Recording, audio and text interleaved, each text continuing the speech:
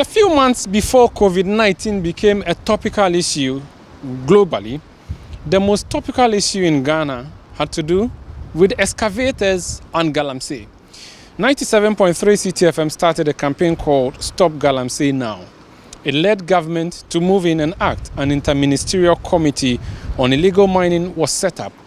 Excavators that were used by illegal miners and small-scale miners were seized by the government. Many people were happy. The government was working. Indeed, that's what people thought. But a few months before COVID, the question arose. The people are back at the mining sites. That's not all. The 500 excavators that were seized, where are they? The Minister for Environment, Science, Technology and Innovation, Professor Kwabena Frimpong-Boateng, who chairs the Interministerial Committee on Illegal Mining, was quoted as saying the excavators had disappeared. Everybody in the country was looking for the excavators. City News was looking for the excavators. On the City Newsroom, I traveled to Adenta and discovered a group of excavators. This was the story at the time. Well, I'm inside the yard now, the aviation land where these excavators have been parked. And it's a sea of excavators, a simple color of yellow excavators that have been parked without drivers, without anybody moving them. What we have been told is that these excavators are part of several other hundreds of excavators that have been impounded in various mining sites across the country. And they were brought here for safekeeping. I could say I've counted up to 88 excavators. It could be maybe margin of error of 3 or I'm not sure. But that's how many I have counted here. I'm told the excavators that were brought here are more than the number we have here. I'm told some of them have been moved from this site. We do not know who did the moving, and we are not even sure what the arrangements have been. Suffice it to say, these ones have been parked here on a private property at the aviation area or aviation land in Adenta. But after several months of inaction, City News picked up information that excavators were being stolen and sold by persons we are not really sure of. The Minister for Lands and Natural Resources moved to this place, the Honorable Kweku Asuma. He was livid with the happenings at the time and made some strong comments about the excavators. Let's remember again quickly what he said. When did these vehicles switch hands to you? You see, at law, the law is being very clear and certain from day one that the law was promulgated. Not me only. The machines ought to have been under my predecessor, Peter Amewu. And then, even at the time that my brother, the NDC man, Fuseni, was there, the seized equipment ought to have been under his care. Whoever, from the date that the law was promulgated, such, yes, ought to have. Well, it's been several months since City News came down to this site to track the excavators. It's been 5 months, as a matter of fact. We're in July. And today, the excavators still are parked abandoned in this yard. There are people who are supposed to be taking care of them, sitting under canopy just at the entrance of the gate. But that's not all. Weeds are growing under the excavators. Now, spare parts may loosen up because no activity is happening, no oiling is happening. This is heavy machinery that needs servicing. They haven't been serviced since they were brought here. The theft may have stopped, as in the theft of grand caterpillars or heavy machinery. But what we are picking up from locals here is that the minute spare parts of these excavators are being stolen or looted and sold. What that would mean is that if the owners of these excavators eventually secure a court order that says the excavators be given back to them, these excavators would have been destroyed. The state would have to cough up money to pay them. Indeed, we have no clear direction as to what government plans to do with excavators. They have not been given to the district assemblies for use in the communities. They have not been returned to their original owners. They have not been auctioned for Ghanaians to purchase them if they so want. And definitely they have not been deployed to the roads ministry to use in the road sector. What is going to happen to these excavators? But what can you do with a seized excavator? Lots of these excavators belong to persons who were hitherto working in the mines. Some were doing so illegally, others maintain they were doing so legally, but the excavators still got seized anyway. These group of miners are unhappy and want their excavators returned to them. In mining, we all know that 90% of the work being done is with the excavator, and these machines have been taken from us. Government says it's fighting illegal mining. There's a ban on importation of excavators. It's only few people that can also import excavators. And now that we are in dire need of excavators, those people who were able or who have been able to import machines are selling these machines to us in an outrageous prices. That is killing our business as well. But as a matter of fact, the broader picture is a big problem that we also have to have a critical look at.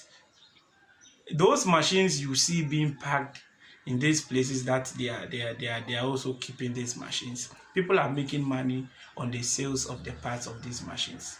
You will see these machines there. By the time you get closer to the machine, you see that the engine, the hydraulic pump, the injectors, and inexpensive parts on these machines have been sold or taken out. So you can see that an excavator has been packed.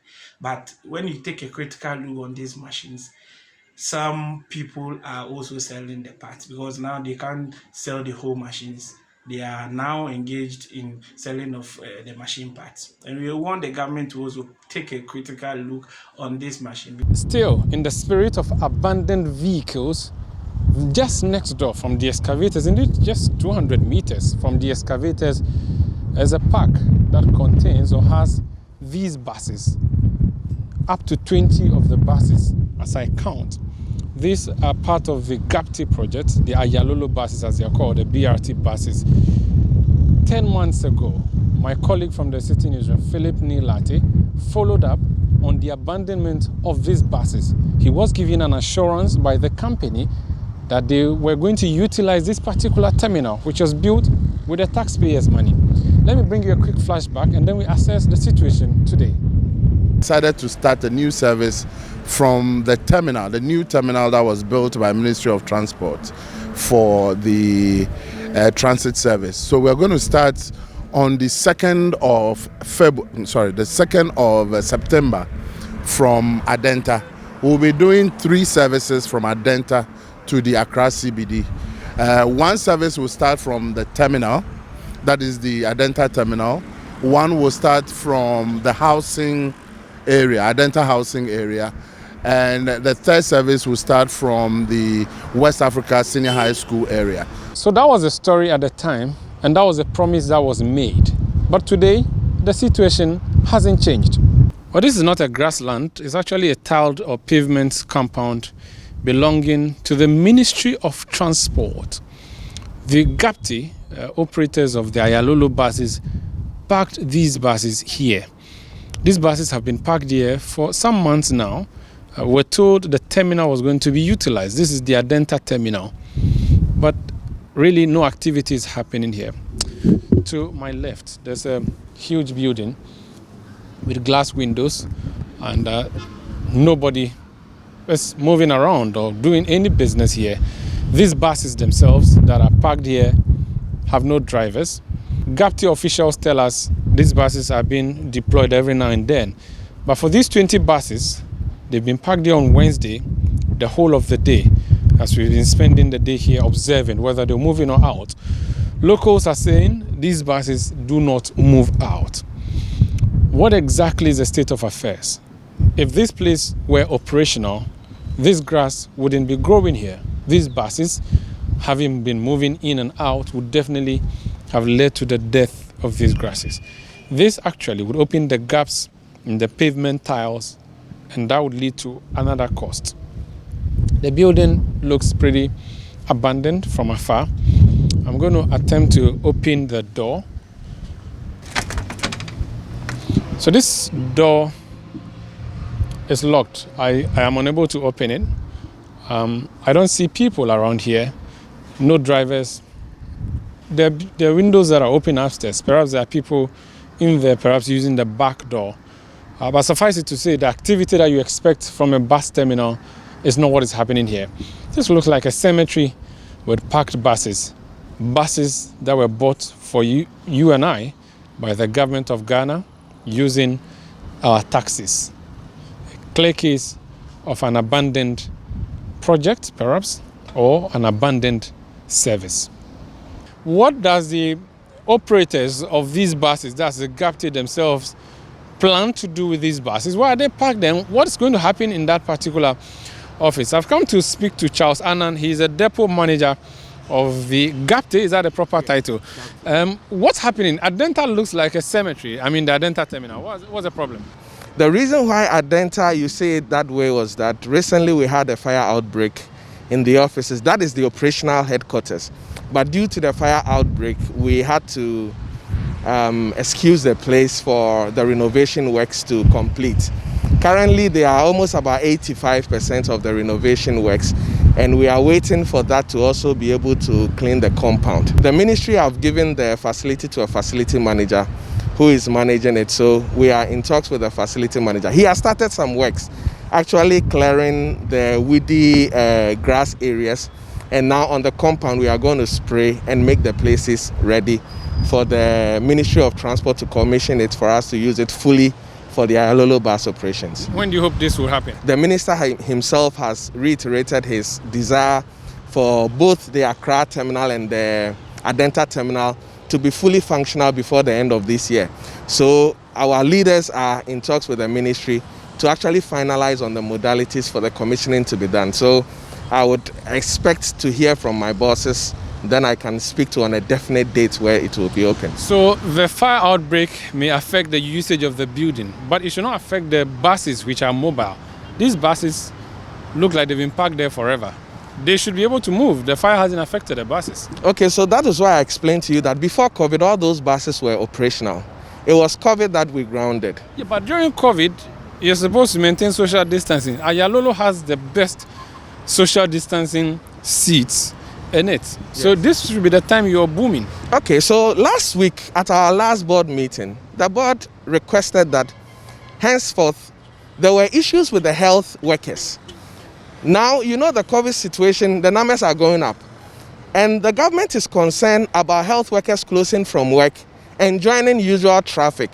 It could even escalate the numbers. So at our last board meeting, the board chairman requested that we should deploy the services dedicated to the health facilities. So currently, if you go to Kolebu, we are applying all the major corridors from and to Kolebu. Kolebu have their set of buses running.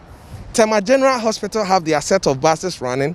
Yesterday, I finished a meeting with Ridge Hospital. On Monday, we are deploying for the health nurses in Ridge. By 1st August, Dodowa Hospital and all other health facilities within the Gamma area are going to have dedicated buses tailored to their health workers, morning shift, afternoon shift, evening shift. So these are ongoing and new hospitals are being brought in. From tomorrow, those buses you saw at Adenta, they are going to the workshop for routine maintenance, for washing, for cleaning, making it ready for deployment. Very well. Yes. Thank you so much. That's the operations depot manager for the Ayalolo Bus Company, or GAPT as it is called, the Greater Accra Passenger Transport Executive. The promise has been made. Trust us here on the City Newsroom to track these promises for you on City TV. My name is Umaru Sanda Amadu. Thank you for being with us.